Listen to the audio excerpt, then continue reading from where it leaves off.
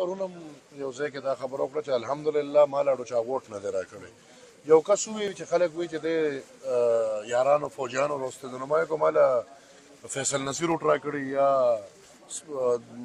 ما له ووټ د دغه راکړي د حافظ صاحب راکړي یا ما له بل فوجي راکړي. نو ما له خو شکر دی چې چا م ووټ نه دی راکړی. د زرداري صاحب په شکریه ادا کوم. د پښتو وطن دی، داسې څه خواهش مې نو ارمان مې نو خو او د سوات په جلسه کې د پښتنو ته ما ویلو چې خبره د ممبرۍ نو ډېر ژر به یې درته وښیم. ولي باغ ته ممبري هېڅ شی نه دی او دا د موږ وښود چې د باچا خان سیاست 100 کاله زوړ سیاست دا به داسې چې لکه دی کې به موږ د مطلب په نیش ممبرانو باندې زه نن سینیټر یم الحمدلله.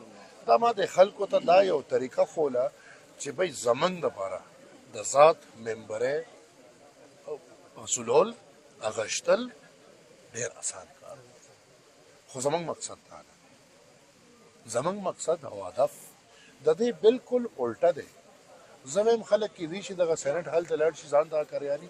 زما پرون په هغې حال کې په ما ساډوبې و چې داسې د هغې حاله ماحول یو داسې ځای کې رالویشي ته یو داسې ځای کې خو خیر خو دا هر څه دي.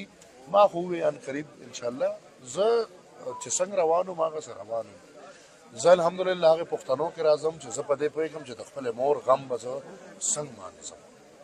زه خدای مکه هغې کې نه راځم چې ما نه د خپل مور غم امیر وي او زه د خپلو مفاداتو پسې روان یم. او دا زما د مور یو اخري فریضه وه په ما او زه د هغې غم کې ناست وم او ناست یم او ما هېڅ قسمه سیاسي خبره نه کړې ده نه کړې وه او نه دې وخت کې م چونکې تا ووایې نو زه کوم.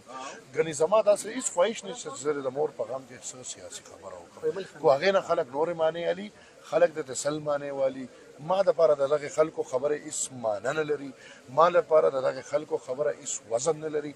ما دپاره خپل سوچ چې او کم سوچ چې زه روان یم زما دپاره هغه ډېر لوی دی او انشاءالله چې زه د دې غم نه یو ځل پاسم نور په ګوته نه پټېږي. دنیا ته به پته ولګي چې څه دي او څه